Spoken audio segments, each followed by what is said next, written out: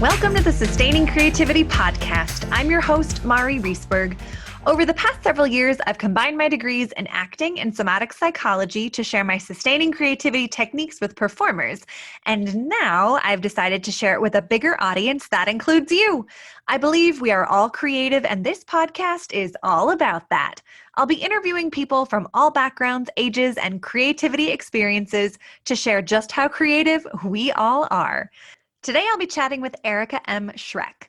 She's a Reiki master, tarot reader, shamanic practitioner, grief intuitive coach, spiritual warrior advocate, and numerologist. Through her business, Turtle Healing Energy, she helps you create more ease in your life and use tools and practices to experience more calm and joy. Please enjoy Erika M. Schreck.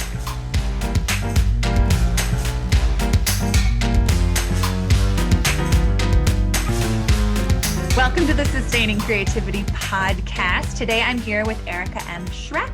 She and I, oh my gosh, we met in 2008 at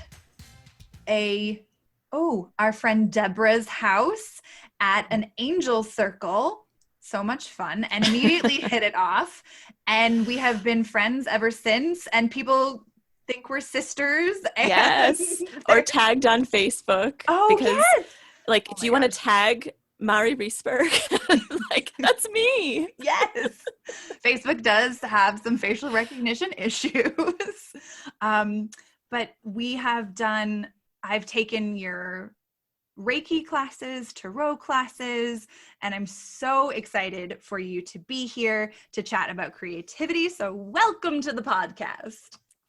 Thank you. Thank you. Oh, so wonderful to be here. Been excited all day. Yay. I'm so excited. Well, why don't you take a few minutes and just let our listeners know who you are and what you do. I love it. And, I have a creative answer for that. I had a friend ask me this recently, and I said, I want to share who I am now, what I do now, and I can carefully place those things kind of under two main umbrellas. But then I kind of felt like Star Wars started in the middle, and I want to give you the prequel experience. So Perfect. I feel like I need to honor the fact that I have this interesting path that led me to where I am. And so just briefly, I wanted to say that my degrees are in English, and I have a master's degree in English and specializing in rhetoric, composition, professional writing. I went into communications and marketing in the corporate world, working for American Express in the very beginning, a couple of their marketing companies, then shifted into teaching, taught reading, writing, and math for K through 12 at a Huntington Learning Center in Milwaukee, Wisconsin, and then decided to go into college level writing, teaching college level writing. And so started in Wisconsin, that journey, teaching in Green Bay and Milwaukee, moved out to Colorado, taught at both Colorado Springs and in Boulder. And that was a 13-year journey. And then it was like, do-do-do. And I really feel like what I'm doing now is all of that and really where I'm supposed to be. So, I now have a business called Turtle Healing Energy. And under that umbrella, I teach and do Reiki. And I also offer tarot intuitive readings. And I also teach tarot classes. I do shamanic kinds of things like ceremony and healing work. And I'm a numerologist. And I'm also a grief intuitive coach. And then my other business is Erika M. Schreck Communications and Marketing. So I assist a lot of entrepreneurs who need help on their websites, their marketing strategies, creating print mail and marketing that way, and management of their social media channels. So I have a lot of things going on. Oh my gosh. Like, all I could think of is your toolkit is so full. Right. But it's like a mishmash of all these lovely things that I've done. And I feel like I'm right where I'm supposed to be. Right. Oh, that's beautiful. I love that. Yeah. I'm so glad, because I remember the transition out of the college teaching world and into all of the things that you're doing now. And I just have to say, you're an incredible Reiki teacher and tarot card reader and teacher, and have learned so much from you with the classes that I've had the privilege of being a part of. So thank you for sharing all your gifts. And yay. I love it. And people should definitely go and check you out. Check your website out. Sorry about that. Hey, check me out too. Check you out too. Why not? Yeah, exactly. Well, thank you again for being here. I'm super excited to chat about creativity. So why don't we just dive in? When you think about creativity, what does it mean to you to be creative? You know, I really want to say first that I loved listening to many versions of answers to this question because I love your podcast. Oh, thank you so much. You have an impressive and amazing list of beautiful beings that you've interviewed before me. And I love listening to people's interpretations. So this is where I said, I need to have something for this question. And I sat with it, meditated about it, was woken up in the middle of last night with my words for it. But here's what I wanted to say about that. I think that creativity is showing up to your canvas and being open to the options available and listening and allowing the ways that could be ideas, problem solving, healing, and expression that need to come out of you. I love it. I feel like there's that. And I always feel, Mari, too, like there's this inherent invitation with creativity to produce something that's not so mainstream. Does that make sense? Like, absolutely. I love that idea that creativity offers a little divergent from the mainstream, or a little step to the left, if you will. Right. Because I think it's like, if you give a child a card and say, here, write a note, to this parent for this birthday wish or whatever. But then if you add, be creative, then it's like this light bulb goes on. Like when people just are given the invitation, I think that there is that, again, that light and that opportunity. And it feels fun, right? Yeah. When people say be creative, it's like, oh, okay. Yeah. There's a freedom to it, but it also sounds like there's an opportunity, like something happens when the permission of creativity is presented. Yes. Because I feel like sometimes a lot of us as adults, we feel like we need to carve out time and give ourselves permission to be creative. And when I think of that, I think that's true. I think though that there are opportunities almost at every given moment to be creative. We need to have some problem solving throughout our day. And why can't we be creative? We are driving home from something. Why can't we go a different route? Right? We're at a restaurant. Well, maybe not as much these days, but we're at a restaurant or ordering, like, why can't we think again outside of what we usually order? Right? Like, I feel like that can also be creative. 100%. I love that. What you said about kind of looking at problem solving as an opportunity to be creative. And what if you looked at, something as a creative opportunity, or a creative solving versus a problem solving? What might that do to you, or how might you show up in that experience looking at it through that lens? I like that. I like you just coined this term, creative solving, right? Like, be a creative solver. That is your right, girlfriend. That's awesome. And I think that brings up this idea of, what's your canvas? I think that we have preferred canvases. Like, it's just me, but because I'm primarily, like, I love writing. And so I love to hear, like, okay, if you write at all, even journal, like, what kind of paper do you write on? Because I will tell you, I like to write on graph paper. That's my thing, And what draws you to that, or what kind of pens do you use? What ink do you use? Just, or if there's a situation that needs a solution, or if you work with yarn, if you sew, if you paint, right? Like the canvas changes, but I think we always have a canvas in front of us in a way. So interesting. I never even would have thought about thinking about what type of paper, but as you're saying it, I'm thinking, I really enjoy writing on paper with no lines. Oh, see? Blank, right? Totally blank paper and being able to just create on it. Right. And you like graph paper, which for me, I think when I think about writing on graph paper, it feels really uncomfortable. Right. But and that's me. And it's not that I'm even minding the lines so much as I like the background of it. It's very light, it doesn't really limit me, but it's something about like there's structure, but there's really not structure. I'm not really following the structure. Maybe it's an inner rebel. I don't know. But I think it's important. I think that's the joy of being kind of meta with it. Like I think that there is this beautiful thing of seeing someone creating, like noticing those things, like what are you choosing? Or, oh, you're painting. Okay. But are they oil? Are they acrylic? Like, where did you get your brushes? Are they wooden or plastic handles? Or, and that's just, I don't know. But really where the joy is I love watching people doing a creative thing that they love. Like I have pictures of my friends who are photographers taking pictures.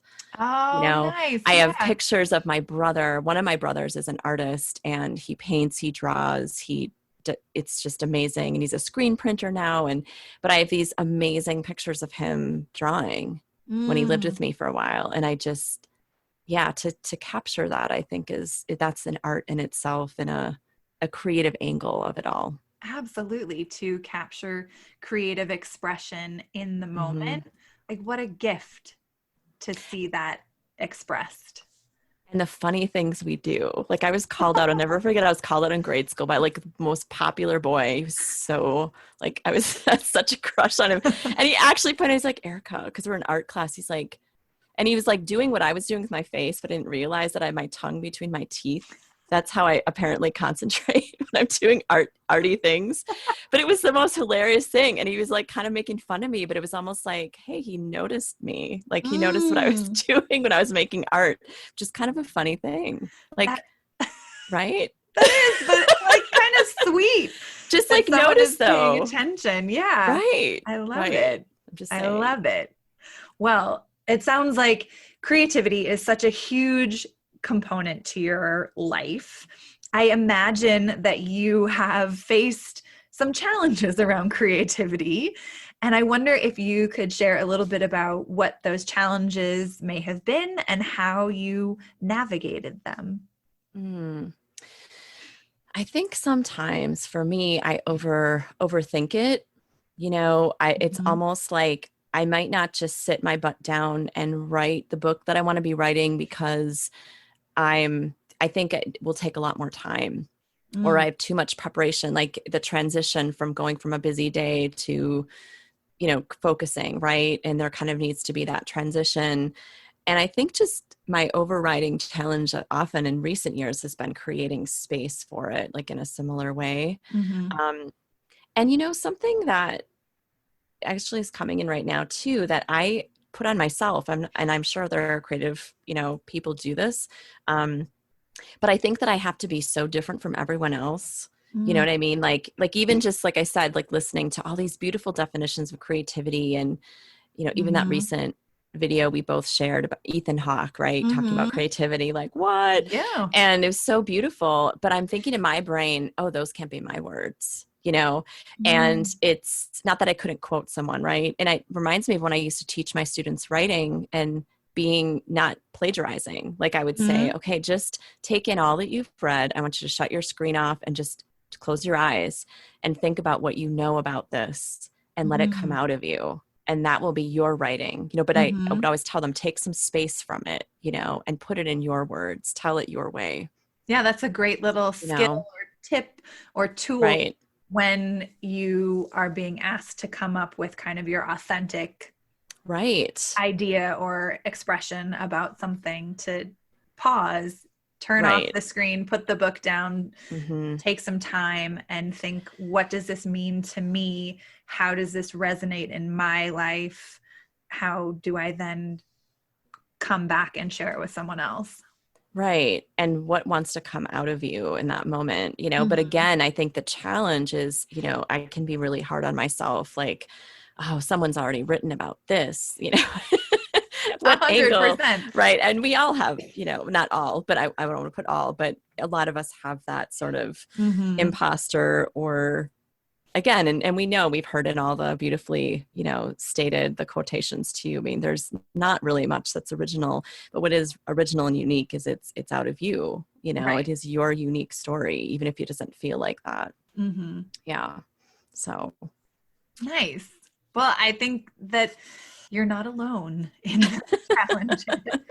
Thank you. Yeah. And it also, that comparison, that idea of comparing yourself can be so limiting and can really bring up a lot of barriers for us. And so finding ways to kind of break down those barriers or navigate them. What are some of the tools that you use when you face barriers around comparison? You know, I love that question. And I think what I first think of in answering it is, you know, remembering when someone told me that everybody has an audience. So, and even just for you, thank you, having taken classes with me, there's a zillion people out there teaching Reiki and tarot and things like that. But the message came through me to you, that practice, that skill, that tool, that you're on my radar, you're in my world. And, you know, however people sometimes, you know, find me, for example. So I think that has really helped me with comparison in some way, is to realize that you will have your own audience, that people they could read those other 10 books that say that, but they heard it through you, or they need to hear it through your story or through your, you know, if you're painting or whatever it is. I think there's a beauty in that, honestly. I think that's a sweet perspective. I think that really helps me. And I think something I still work on is it brings up elements of worthiness, you know, that I still deserve to be represented, you know, to still have my voice, right, out there, even if we feel it's been done. Does that make sense? Absolutely. Oh my gosh. Yeah. I mean, having a podcast with how many hundreds of thousands of podcasts out there, and doing something that I really love to do, talking to people, and at the same time having that, well, am I doing it in a way that connects to other people, that is meaningful? Yeah. And remembering, I really like what you said, that you have your audience. You know, someone who listens to a different podcast might not be my audience, and that's completely fine. But the people who are my audience are my audience. And that's a great reminder. So thank you. Exactly. And thank just that. Yeah, no. And I love that when I first heard that too, because that makes sense. It also kind of takes out I talk a lot about this with my Reiki students who are afraid, well, where we live, there's so many Reiki, you know, people and practitioners, who's going to come to me? And I said, you know, you're going to have your people. That's the gift, I think, in personality. And again, our unique expression. Not everybody is going to like us, and that is a hard pill to swallow too. Like, what? You don't like me? That ego. For sure. Right. But isn't it sweet to when you are, you know, chosen, or when you even know when you're choosing your doctor or your teacher or your, you know, and it's like, oh, you know, or you like that artist and maybe not that one, and they're both doing pointillism or whatever, you know, I mean, that's the, you know, plays. Oh my gosh, I loved your version of Spamalot, and then I saw it here, and that's our life and choice, right? You know, and again, how beautiful that is. And to, again, I think especially when we're getting started, is the numbers, like, to not get fixated on that, like how many followers, how many people watch this video. Absolutely. Well, as you've been talking, I've been thinking, because what I'm hearing is that many things inspire you or, influence the things that you do in your life. So I'm curious, what or who is inspiring you these days? Gosh, so many. You know, it's broad to begin because I feel like every day I'm inspired by my clients. When I am working with people, it's different every session, every day. And I feel like that activates a really unique thing in me. I mean, I use certain tools that might be similar for someone like a tarot reading. I had, 4 tarot readings yesterday. All of them were very different, not only with their questions, but personalities, how I might talk to them, what kind of cards come in. And so I feel like what inspires me is, maybe even to better answer your question, Mari, too, is what inspires me is when people are struggling and I have this inherent need and want to help. And so I think that's actually where my creative solving, as you coined earlier, we often call it creative problem solving, really comes in. I get really activated by that. My business, Turtle Healing Energy, for example, started with 2 services. I was doing Reiki and I was doing animal totem readings. And it became out of a need and a calling, like, oh, I really love tarot. And my friends really, they're telling me you need to do this professionally, or the coaching and all the other things that I've added. So again, what inspires me are people, even when I see patterns in the world, but especially in my immediate circle, people are struggling with this. Like, people were struggling at the start of the pandemic with feeling calm, feeling safe in a world that there are no guarantees, right? And that was an actuality before the pandemic, but I think the pandemic amplified this idea that nothing really is certain, right? But we don't get that in our face every day. And that's what the pandemic has done. So what I created out of that was I created a series called Deliberately Calm. And so it was a 45-minute every Sunday, and I'm still doing it now, but once a month, where we did, and again, took creativity on my part, like, I think we're going to do a guided meditation today. Oh, I think we're going to do a shamanic journey. I think we need some EFT tapping. All of these tools and skills that will support this circle's idea of calm and safety and ability to get some insights from within, have people tune in to their own intuition and guidance. So that's my bigger general answer to that question. I think specifically, I'm really inspired by certain writers. Like, I'm doing a workshop with Cheryl Strayed in a couple of weeks, and I'm beyond excited. She wrote Wild and Tiny Beautiful Things. And I get chills just thinking. I have long followed her, not only with her writing, but I love the way she shows up in interviews, things like that. And so, yeah, I think I have a lot of kids in my life, and I feel like they always inspire me because they don't have the filters we do. Correct. As adults. Yeah, absolutely. Right. And so just watching them navigate their world is just so fascinating to me and inspiring. And I have to also give credit to having been a nanny in between I didn't mention that, but between the teaching, college level writing and the transition, and these girls, I've been in their lives almost a decade. I mean, we went from potty training at 2 to now she just had her first art show at 11. Oh my gosh. Right. Wow. And so seeing that growth, but what I wanted to say about that is when you have kids or even pets for that matter, sometimes we have to get very creative. Like, oh, she's not eating her dinner. Well, you know what? If I change her teaspoon that she's eating with to a teaspoon that we use for measuring and baking, magic, that worked with her. Couldn't tell you why, but that was I had to be creative. I had to figure out. Or I would pretend, this is funny. I was reminding the girls of this. They didn't always like to eat their vegetables and things. So, what I started doing was, I started talking like Julia Child. First of all, I welcomed them to the cooking show, and I would feed them their vegetables. I'd put cheese on them, to spruce it up. And I would call it an hors d'oeuvre.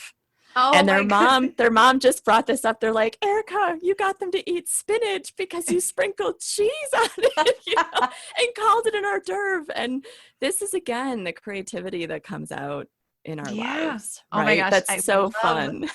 That is such an amazing story. I love Parents that. use it. Call all their vegetables hors d'oeuvres. Right. Just right. That's and so they would eat those hilarious. first. I know. And then they'd get to like the stuff they were okay with eating, but it was just, it's framing things, right? I think Yeah. that's helpful. So those things are really, those things really inspire me, and I feel inspired every day, even nature or yeah, it's just, I don't know if I'm too open, but I'm really inspired all the time. No, I mean, that's who you are, and right. it shows, and that's a beautiful, beautiful thing. And Thank you were you. just talking about kids, and it makes me curious what your earliest memory of being creative was.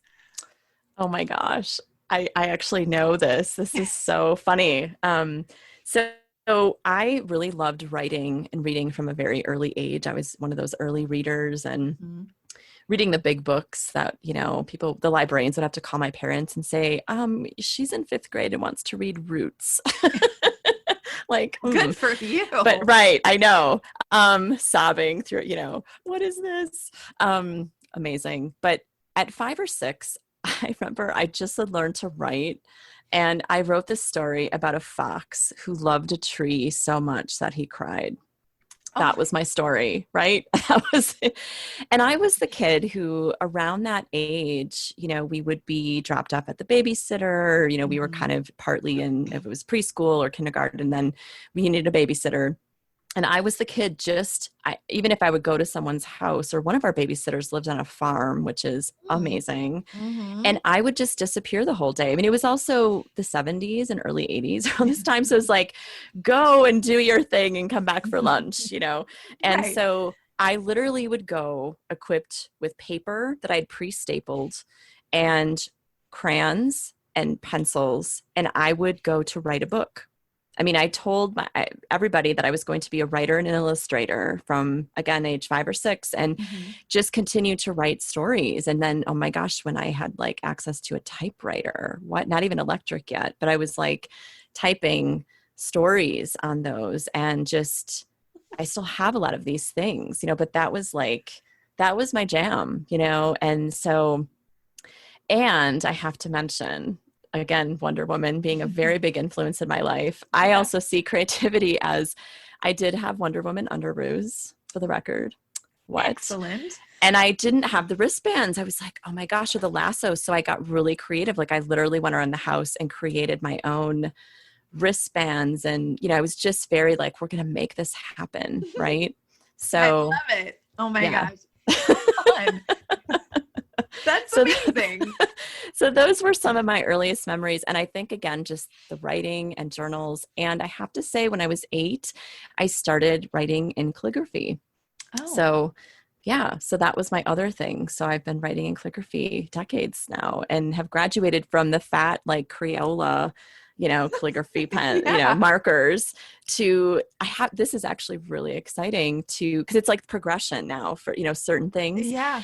Now I've been using for years the plastic bodied, fine tip, thick tip, whatever. But now I'm actually writing with something called a dip pen, a calligraphy dip pen. So wooden handle, stainless steel nib, and dip it in fountain pen ink. I mean, you're taking it back. I feel like that, right? Yeah. Yeah. And continuing. Yeah. That's amazing, because that's how I learned to write in elementary school. We carved feathers and used a feather quill to write during one of our it was like one of our lessons. Wow. Elementary school. So that's amazing. I know that you have a fascinating, oh my God, I love your stories about all of it, your school, and oh my God, all the things. Yes. That's so awesome. See, and that to me feels like, I mean, that's amazing. I have not heard that, but even people because I love fountain pens too, and to hear like, oh, we use fountain pens in grade school, I'm like, oh my gosh, that's so cool. Gosh, I love that. Do you have any of your original feathers, or they get kind of? I might. Ooh. I would have to check the box of elementary school paraphernalia. Wouldn't that be fun? I know. I'm just saying.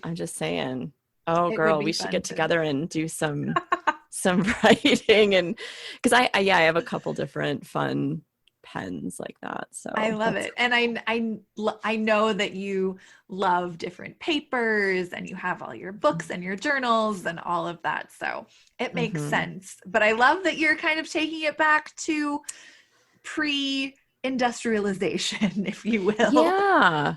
I know, because another direction of that, and you probably know this about me, I know, but I love making my own cards. It always is kind of a challenge too, because oh my gosh, it does take more time. But sure, I buy some note cards, but it's almost, it feels in some ways like blasphemous. I'm like, I must make my own. I have the paper cutter, and just I love, again, writing in calligraphy and adding little embellishments and stamps, and I feel like it is creative, but it's also my love coming through, and it feels like an extra sweet challenge, again, that's not of the mainstream, like how can I do something different, but that is for me part of the gift, in what I'm giving somebody.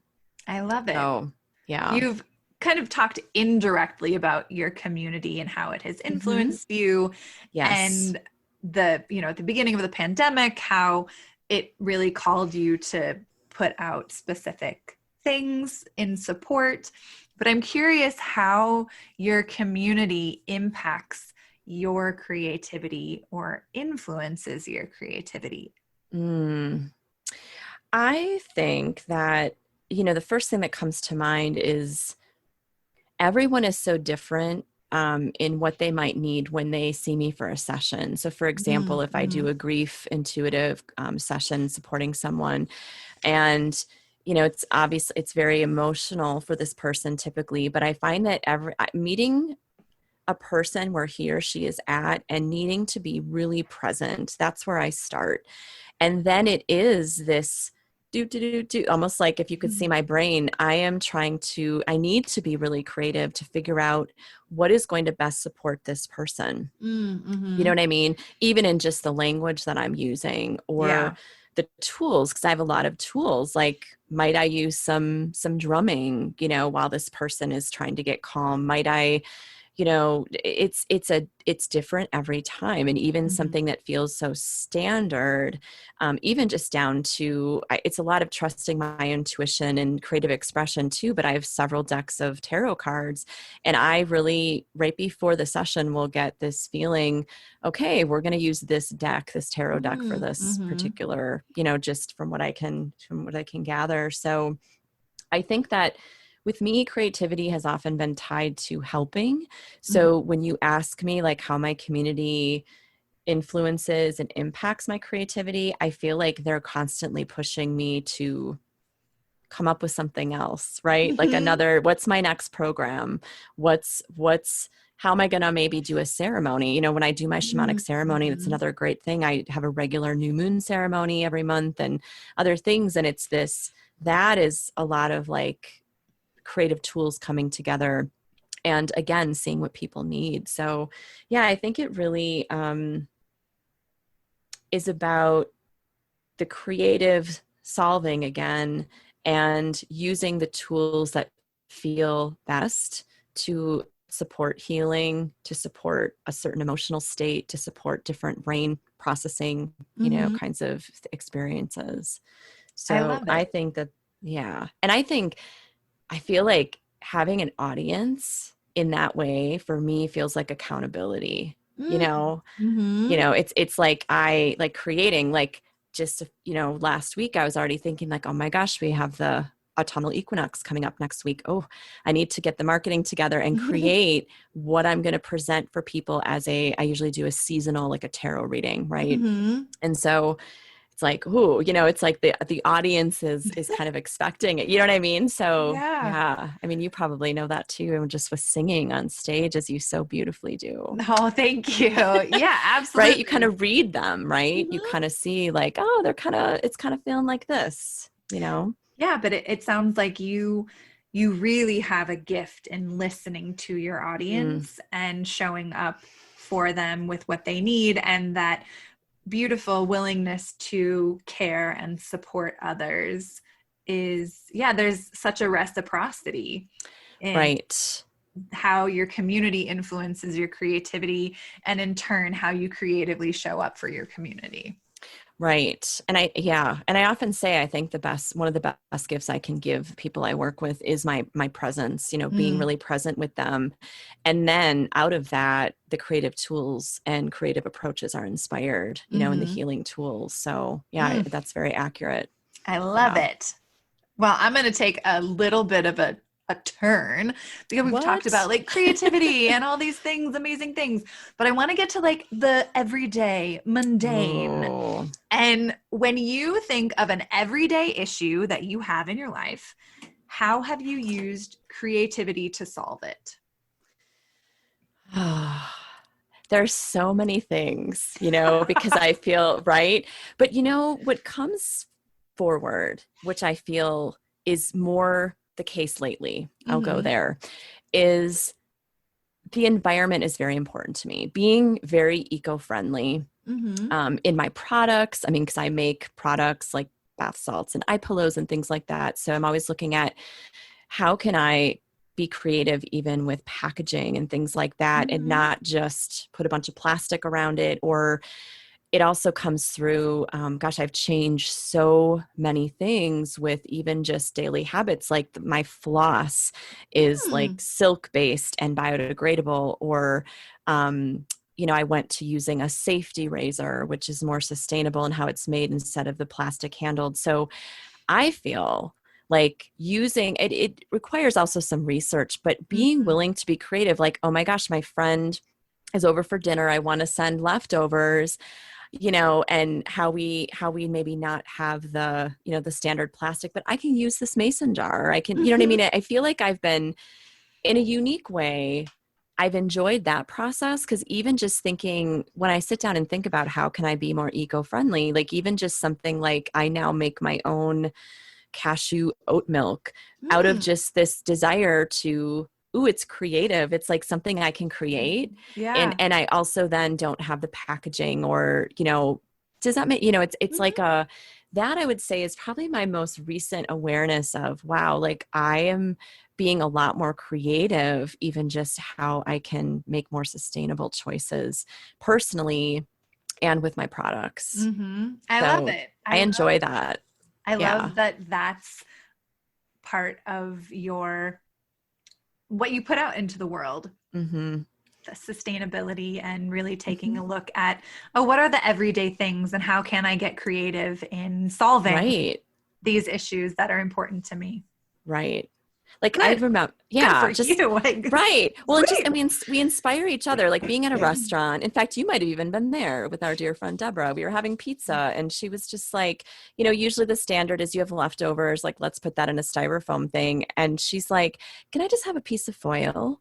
And I was like, yes. Oh my gosh, that's brilliant. Because again, you can recycle that. Right. But it was just that, like, I felt in that moment, that's so creative. Like, that's such a neat idea. Right. Like just related to what I'm saying, but also a very practical, like, oh, so we really inspire each other with, like, I love even just learning from, like, I said to someone recently, like, this is funny things that we take from like partners, like when you're living with someone and you're just like, oh my gosh, that one boyfriend taught me, like, he uses a spatula to break up whatever he's sauteing and stuff. I'm like, oh my gosh, that's such a great idea. Like, silly things, right? But all those ways, being open is good. Yeah, I think it's so important, and I love being inspired by other people and hearing new things. Hearing your everyday creative solving has me thinking about, how could I incorporate some of those things into my own life? And I want to hear more about the silk floss, because that sounds really fun. I have a video about it. Oh my gosh. Can't wait to watch that. I'll hook you up. Yeah, yes. That would be amazing. Oh my gosh. Yes. So much gratitude for you chatting with me. And I have one more question before you go. Yes. So what would you say your secret to creativity is? My secret to creativity. I think that it is just really showing up and staying open, and really, again, being present to what's coming through you. Because I find that when I try to overly plan or overly think something, like even just making someone a birthday card, it's literally the magic and sweet spot when I realize, just think about this person and, oh, those are the words I need to send. Okay, that was easy. I just had to pause. I think in the world we live in, for many of us, it is about getting calm and putting yourself in the best place possible to be creative. So, and then that brings in the being present, the allowing. It's a lot of trust too. Yeah. You know, because there's so many ways to be creative. And I find that we can try a lot on, but it just, not everything is your thing. But yay, you tried it, but what do you keep coming back to, right? And what feels neat and fun and healing and in alignment, right? Yes, I love it. That's awesome. Well, again, thank you so much for taking the time to chat with us today. And if people want to learn more about the amazing, wonderful things that you do and the products that you share, how might they go about doing that? I would say start with my website, which is turtlehealingenergy.com. And just a quick note, turtle was chosen because turtle really, that medicine honors working at and healing at your own pace. So there's that. So turtlehealingenergy.com. I also would love to have people visiting my YouTube channel even more. So that's just youtube.com/, and it's ERIKA, M as in Mary, S as in Sam, CHRECK. So it's Erika M Schreck on YouTube. And then Facebook. Facebook is just .com, and it's /Turtle Healing Energy. Those would be my main handles that I would send people to. Perfect. And I will put all of those in the show notes so they can find you and follow you and reach out to you and take part in all of the wonderful offerings that you have. So awesome. I love that you're doing this podcast, Mari. This is just such a beautiful expression of you in all the years I've known you, and keep doing these beautiful interviews. It's really wonderful to be a part of it. Oh, thank you so much. And yes, right back at you. Thank you. Thank you again for participating and being present and showing up. Yay. Yay.